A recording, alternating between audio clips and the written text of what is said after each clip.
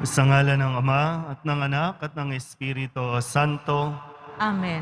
ang pagpapala at kapayapaan mula sa Diyos na Ama natin at sa Panginoong Heso Kristo naway sumainyo. At sumaiyo rin. Mga kapatid, tinipon tayo bilang kaanib na angkan ng Diyos, kaya dumulog tayo sa maawaing Panginoong nagpapatawad ng lubos.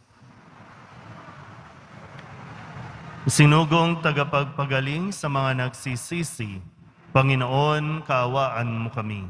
Panginoon, kaawaan mo kami. Dumating na tagapag-anyayang mga makasalanan ay magsisi, Kristo, kaawaan mo kami. Kristo, kaawaan mo kami.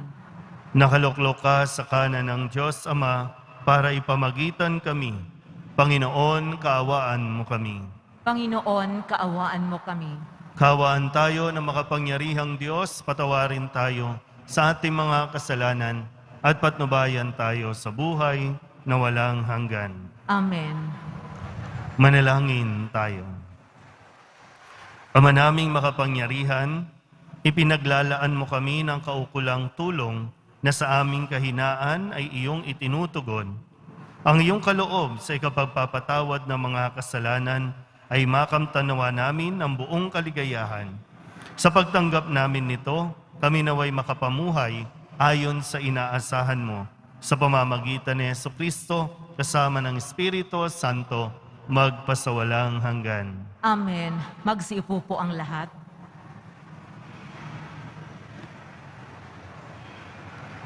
Pagbasa mula sa aklat ng karunungan.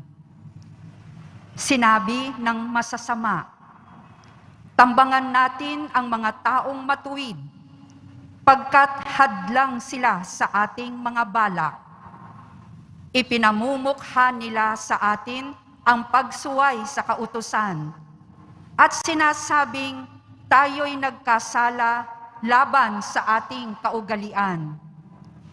Ipinamamarali nilang nakikilala nila ang Diyos at sinasabing sila'y anak ng Panginoon. Sila ang nagbibigay sa atin ng mga problema. Makita lang natin sila'y balisa na tayo, pagkat kaiba ang gawain nila at pamumuhay. Ang palagay nila sa atin ay mababang mababa, at nandidiri sila sa ating gawain. Sinabi nilang kaligayahan ang wakas ng matuwid, at ipinagmamagaling na sila'y anak ng Diyos.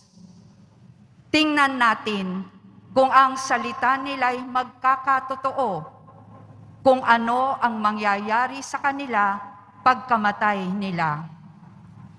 Kung ang matuwid ay anak nga ng Diyos, sila ay tutulungan niya at ililigtas sa mga kaaway.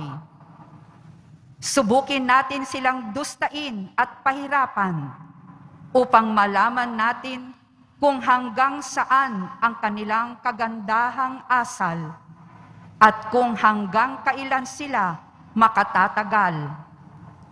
Subukin nating ibingit sila sa kamatayan. Yamang ang sabi nila ay iingatan sila ng Diyos. Iyon ang usapan ng masasama, ngunit sila'y nagkakamali. Pagkat binubulag sila ng kanilang kasamaan, hindi nila natalos ang lihim na panukala ng Diyos. Hindi sila umasa sa gantimpala ng kabanalan. Hindi naisip ang magandang wakas ng malinis na pamumuhay. Ang salita ng Diyos. Salamat sa Diyos. Sa Diyos, hindi mabibigo ang mga nasisiphayo. Sa Diyos, hindi mabibigo ang mga nasisiphayo. Nililipol ng Diyos yaong masasama hanggang sa mapawi sa isip ng madla. Agad dinirinig daing ng matuwid. Inililigtas sila sa mga panganib. Sa Diyos, hindi mabibigo ang mga nasisiphayo. Tumutulong siya sa nasisipayo. Ang walang pag-asa'y hindi binibigo. Ang taong matuwid, masuliranin man, sa tulong ng poon, agad maiibsan. Sa Diyos, hindi mabibigo ang mga nasisiphayo. Kukup-kupin siya ng lubos-lubusan. Kahit isang butoy, hindi magagalaw. Mga lingkod niya'y kanyang ililigtas. Sa napakukup-kup, siyang mag-iingat. Sa Diyos, hindi mabibigo ang mga nasisiphayo. Tumayo po ang lahat.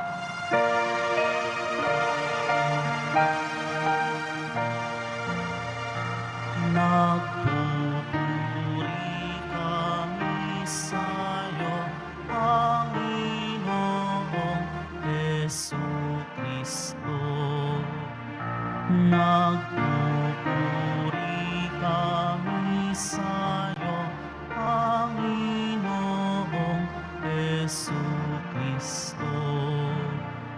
Ang tao ay nabubuhay, hindi lamang sa tinapay, kundi sa salitang mahal mula sa bibig na banal ng Ama nating may kapal. Nagpupuri kami sa'yo, Panginoong Jesucristo. Sumainyo ang Panginoon. At sumairin. Ang mabuting balita ng Panginoon ayon kay San Juan. Papuri sa iyo, Panginoon. Noong panahong iyon, nilibot ni Jesus ang Galilea. Iniwasan niya ang Judea, sapagkat ibig siyang patayin ng mga Hudyo roon. Nalalapit na ang pista ng mga tolda, isang pista ng mga Hudyo. Pagkaalis ng kanyang mga kapatid, si Jesus may pumunta rin sa pista, ngunit hindi hayagan. Sinabi ng ilang taga-Jerusalem, hindi ba ito ang taong gusto nilang patayin? Hayan, lantaran siyang nagsasalita, ngunit wala silang sinasabi laban sa kanya. Baka naman nakilala ng mga pinuno na siya nga ang Mesiyas. Walang makaalam kung saan magmumula ang Mesiyas pagparito niya, ngunit alam naman natin kung saan nagmula ang taong ito. Kaya't nang nasa templo si Jesus at nagtuturo, malakas niyang sinabi, "Ako ba'y nakikilala ninyo? Alam ba ninyo kung saan ako nagmula? Hindi ako naparito sa ganang akin lamang. Ang totoo ang siyang nagsugo sa akin, ngunit hindi ninyo siya nakikilala. Nakikilala ko siya sapagkat ako'y mula sa kanya, at siya ang nagsugo sa akin. Tinangka nilang dakpin siya, ngunit walang nangahas, sapagkat hindi pa niya oras." Ang mabuting balita ng Panginoon. Pinupuri ka namin, Panginoong Hesukristo. Magsiupo mo muna ang lahat. Isang magandang umaga po sa inyong lahat. Palapakan natin ang Pong Jesus Nazaren. Okay. Ngayong Biyernes, sa ating muling pagtitipon-tipon, tayo po ay pinapaalalahanan ulit ng mga dapat nating maging pag-uugali. Sa kwento ng Ebanghelyo natin, naranasan ni Jesus na siya po ay husgahan ayon sa paniniwala at sabi-sabi ng ibang tao. Di ba sabi po kilala natin siya o kaya siguro nakilala na siya ng mga Hudyo na siya nga talaga yung Mesiyas. Pero wala namang nakakaalam kung saan magmumula ang Mesiyas. Etong si Jesus, alam natin kung saan siya nanggaling. Kilala natin siya. Sabi nga ni Jesus, Sigurado ba talaga kayong kilala niyo ako? Yan. Maganda rin matanong natin. Sa lahat ba ng mga deboto, nagdidebosyon sa Poong Nazareno, sigurado ba talaga kayong kilala ninyo ang pinagdidebosyonan ninyo? Kilala ninyo ang Poong Jesus Nazareno? Kasi dapat sa paglipas ng panahon, mas lumalim dapat ang ating pagkilala sa Kanya at kapag nakikilala mo na siya, susundin mo kung ano ang sinasabi niya at hindi ka basta-basta masisira, hindi ka basta-basta masisilaw sa mga sinasabi ng iba. Kung kilala mo si Jesus, ang Poong Nazareno, na anak ng Diyos, ang Mesiyas, ang ating tagapagligtas, kahit sino pang Poncio Pilato ang magsabing, ako ang Mesiyas, ako ang anak ng Diyos, hindi ka na mag-iisip pa na pagdudahan yan.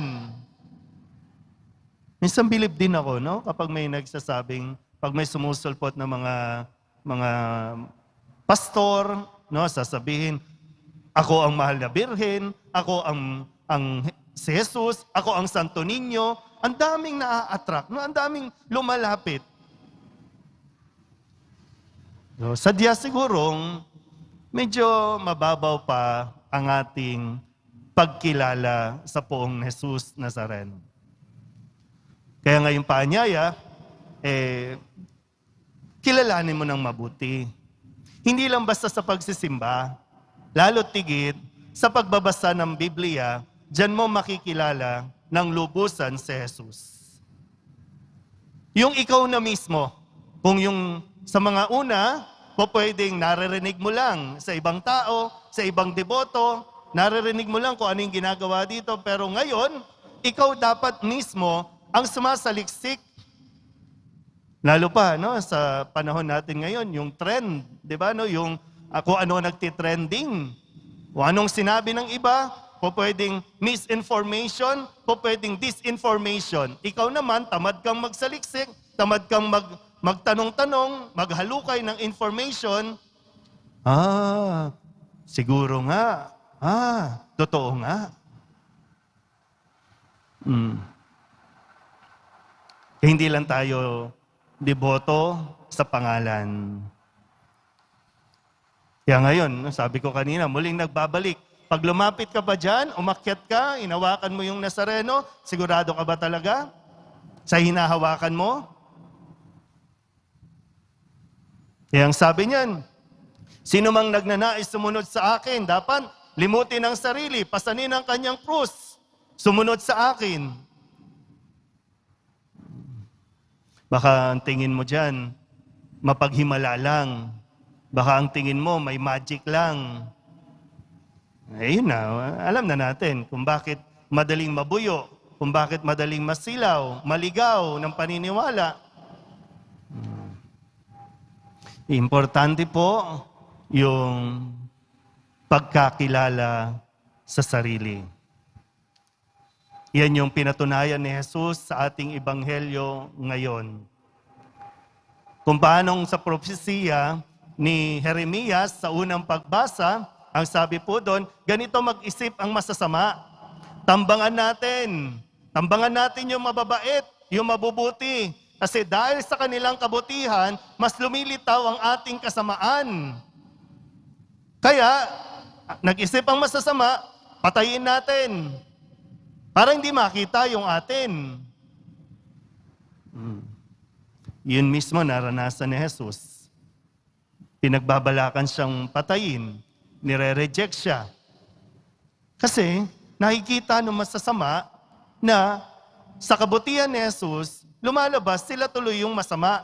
At ayaw nila, hindi nila matanggap yun. Ito naman si Jesus, talagang sa simula't simula pa, alam niya kung sino siya, alam niya kung anong mission niya, alam niya kung kanino siya nanggaling. Kaya ikaw, bago mo ipagsiksikan o ipilit na tanggapin ka, kilalanin ka ng mga tao, Tanggapin mo muna at kilalanin mo ang iyong sarili. Ha? Ikaw muna. Diba? Yung knowing oneself. Para mas malaman mo, ano nga ba yung pangangailangan mo? Ano nga ba yung nararamdaman mo? Gusto mong maintindihan ka ng tao, pero ikaw mismo, hindi mo naiintindihan ang sarili mo. Gusto mong kilalanin ka ng ibang tao, pero ikaw mismo ayaw mong kilalanin ang sarili mo. Tandaan niyo po mabuti, ha? Hindi porket hindi ka tinanggap, ay hindi ka magaling. Po pwedeng nakita nila ang galing mo, kaya ka hindi nila tinanggap. Ha? Huwag kang magmukmok. Huwag kang basta magpatalo lang na hindi porque hindi ka tinanggap, di sila naniniwala sa'yo. Mas nakita nila yung potential mo at natakot lang sila na malampasan mo. Kaya magpursige ka. I-push mo pa yung sarili mo, kaya mo pa yan eh. Mahusay ka. Magaling ka. Mabait ka. Lalong-lalo na, kaya mong maging mabait. Kaya natin maging mabait. Dahil mabait ang lumikha sa atin. Mabuti ang lumikha sa atin. So kung yun yung isipin mo, at sana yun yung mas mag-motivate sa iyo para maging mahusay, maging mabuti, maging banal na deboto. Na kahit anong paninira nila, anumang sabihin nila sa iyo, hindi ka basta-basta panghihinaan. Dahil kilala mo ang iyong sarili. Amen?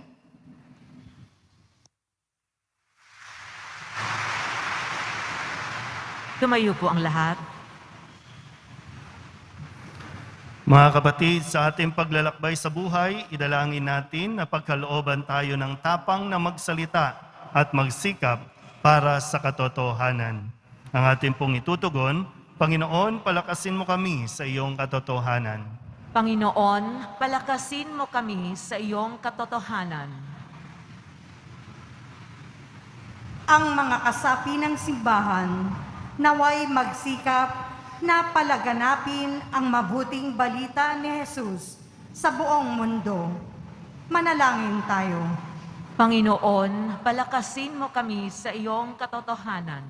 Sa pamamagitan ng pagninilay sa pagpapakasakit ni Jesus sa krus, ang mga taong hindi sumasampalataya, naway manampalataya. Manalangin tayo. Panginoon, palakasin mo kami sa iyong katotohanan. Tayo nawa ay magkaroon ng kapayapaan sa isa't isa. Manalangin tayo. Panginoon, palakasin mo kami sa iyong katotohanan. Ang mga may sakit at mga dukha, naway maranasan ang nagpapagaling at mapagmahal na presensya ni Kristo. Manalangin tayo. Panginoon, palakasin mo kami sa iyong katotohanan. Idulog din natin sa Panginoon ang ating mga personal na kahilingan at mga panalangin para sa ating mga pamilya.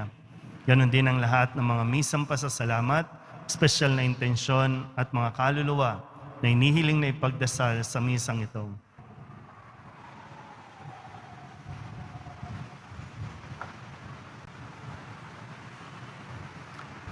Ang lahat ng ito inihiling namin sa ngalan ni Kristong aming Panginoon.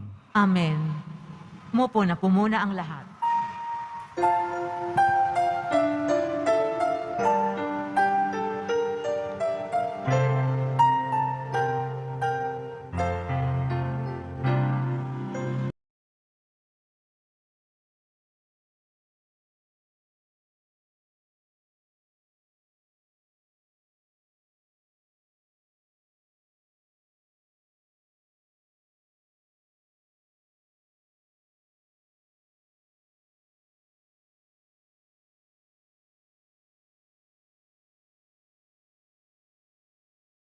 Tumayo po ang lahat.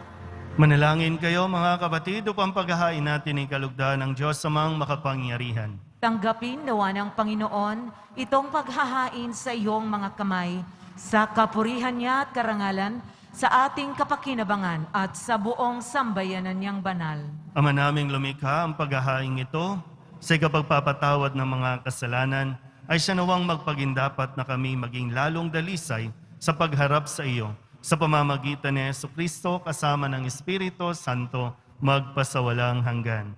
Amen. Sumainyo ang Panginoon. At sumaiyo rin. Itaas sa Diyos ang inyong puso at diwa. Itinaas na namin sa Panginoon. Pasalamatan natin ang Panginoong ating Diyos. Marapat na siya ay pasalamatan. Ama naming makapangyarihan, tunay ngang marapat na ikaw ay aming pasalamatan sa pamamagitan ni Jesucristo na aming Panginoon. Sa pagbabakasakali mong kami bubuti, isinugo mo si Jesucristo upang pangunahan kami. Bilang pagsunod sa iyong atas na bigay, ipinahayag ng iyong anak ang iyong kalooban na ang mga apitdukha ay kanyang damayan. Ngayon ay iyong inihahandog ang pagkakataong aming maisaloob ang kanyang ganap at kusang paglilingkod upang sa iyo'y lagi kaming makasunod. Kaya kaysa ng mga anghel na nagsisiawit ng papuri sa iyo nang walang humpay sa kalangitan, kami nagbubunyi sa iyong kadakilaan.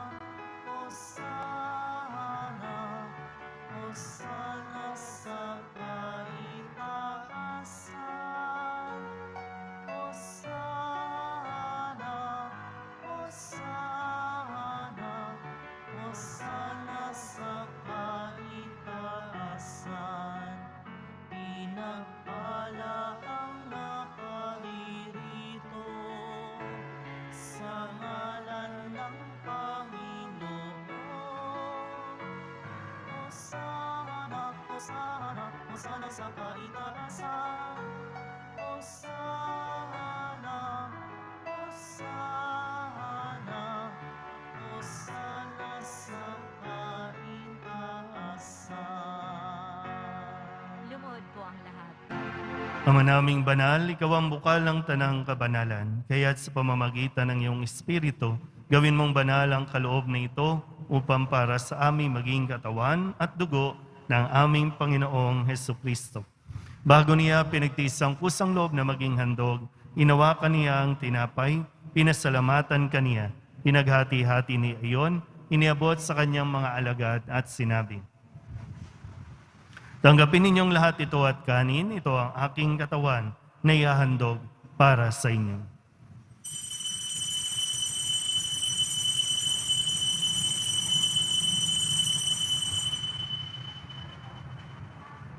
Gayun din naman, nang matapos ang hapunan, hinawakan niya ang kalis, muli kaniyang pinasalamatan. Iniabot niya ang kalis sa kanyang mga alagad at sinabi, "Tanggapin ninyong lahat ito at inumin. Ito ang kalis ng aking dugo, ng bago at wala hanggang tipan. Ang aking dugo na ibubuhos para sa inyo at para sa lahat, sa ikapagpapatawad ng mga kasalanan. Gawin ninyo ito sa pag-alaala sa akin."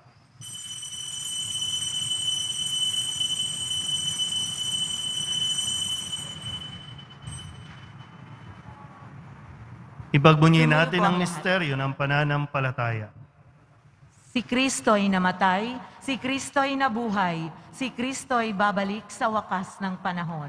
Ama, ginagawa namin ngayon ang pag-alaala sa pagkamatay at muling pagkabuhay ng iyong anak, kaya tiniaalay namin sa iyo ang tinapay na nagbibigay buhay at ang kalis na nagkakaloob ng kaligtasan. Kami napapasalamat dahil kami iyong minarapat na tumayo sa harap mo para maglingkod sa iyo. Isinasamo namin kami magsasalo-salo sa katawan at dugo ni Kristo ay mabuklod sa pagkakaisa sa pamamagitan ng Espiritu Santo. Ama, lingapin mo ang iyong simbahang laganap sa buong daigdig. Puspusin mo kami sa pag-ibig kay San Francisco na aming Papa at ni Jose na aming obispo at ng tanang kaparian. Alalahanin mo rin ang mga kapatid naming nahimlay na may pag-asang sila'y muling mabubuhay, gayon din ang lahat ng mga pumanaw. Kawaan mo sila at patuloyin sa iyong kaliwanagan. Kawaan mo at pagindapating kaming lahat na makasalo sa iyong buhay na walang wakas. Kaysa ng mahal na Birhen Maria na ina ng Diyos, ng kabiyak ng puso niyang San Jose, kaysa ng mga apostol at ng lahat ng mga banal na namuhay dito sa daigdig ng kalugod-lugod sa iyo, may pagdiwang nawa namin ang papupuri sa kararangal mo sa pamamagitan ng iyong anak na aming Panginoong Heso Kristo.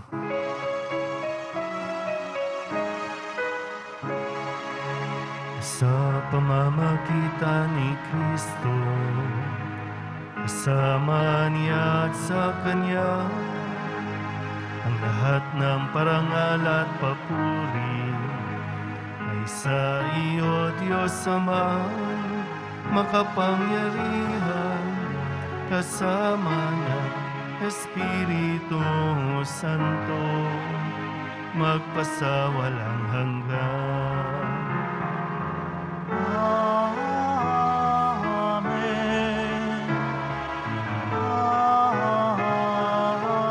Amen. Buong kabaang loob tayong tumawag sa ating Panginoon ng Ama namin. Ama namin, Sumasalangit ka, sambahin ang ngalan mo, mapasa amin ang kaharian mo, sundin ang loob mo dito sa lupa para ng sa langit. Bigyan mo kami ngayon ng aming kakanin sa araw-araw at patawarin mo kami sa aming mga sala para ng pagpapatawad namin sa nagkakasala sa amin at huwag mo kaming ipahintulot sa tukso at iadya mo kami sa lahat ng masama. hinihiling namin kami iadya sa lahat ng masama, pagkalooban ng kapayapaan araw-araw, iligtas sa kasalanan at ilayo sa lahat ng kapahamakan. Samantalang aming pinananabikan ang dakilang araw ng pagpapahayag ng tagapagligtas naming sa Heso Kristo. Sapagkat iyo ang kaharian at ang kapangyarihan at ang kapurihan magpakailanman. Amen. Panginoong Heso Kristo, sinabi mo sa iyong mga apostol, kapayapaan ang iniiwan ko sa inyo, ang aking kapayapaan ang binibigay ko sa inyo. Tunghayan mo ang aming pananampalataya at huwag ang aming mga pagkakasala. Pagkalooban mo kami na kapayapaan at pagkakaisa ayon sa iyong kalooban, kasama ng Espiritu Santo, magpasawalang hanggan. Amen. Ang kapayapaan ng Panginoon ay laging sumainyo. At sumairin. Magbigayan po tayo ng kapayapaan sa isa't isa. Kordero ng Diyos na nag-aalis ng mga kasalanan ng sanlibutan, maawa ka sa amin.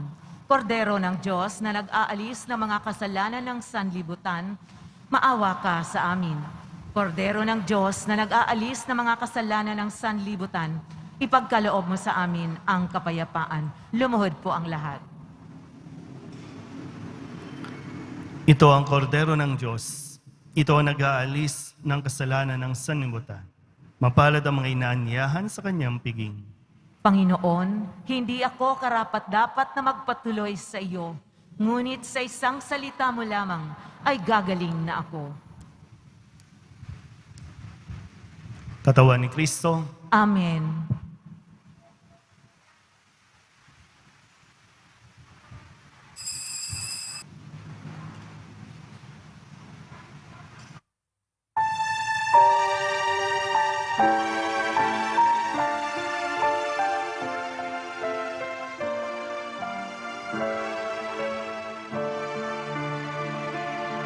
Ama naming mapagmahal, kami mga nakinabang ay loobin mong bumagtas muli mula sa dati naming pagsuway na aming tinatalikdan, patungo sa pamumuhay na iyong pinababanal, sa pamamagitan ni Yesu Kristo, kasama ng Espiritu Santo, magpasawalang hanggan. Amen. Mainyo ang Panginoon, At sumairin. manalangin tayo para sa pagbabasbas. Mahal na pong Jesus Nazareno, inihayag mo sa pamamagitan ng krus ang walang maliw na pag-ibig ng Diyos sa sangkatauhan. Pakinggan mo ang kahilingan ng iyong angkan na nagsusumamo sa iyo. Makamtanawa nila ang iyong katugunan at tanggapin ang kasagutan na may utang na loob na tinatanaw. Basbasan din po ninyo ang mga daladala nilang mga imahin at dasalan at lahat ng mga may karamdaman. Sa pamamagitan ng bendisyon na ito, naway maalala nila ang mga pangako nila noon sa binyag na ikaw ang kanilang ibigin at paglilingkuran bilang Panginoon magpasawalang hanggan. Amen. At pagpalain kayo ng makapangyarihang Diyos, Ama at Anak at Espiritu Santo. Amen. Mayo kayong taglay ang kapayapaan ng Poong Jesus Nazareno. Salamat sa Diyos. Magandang umaga po.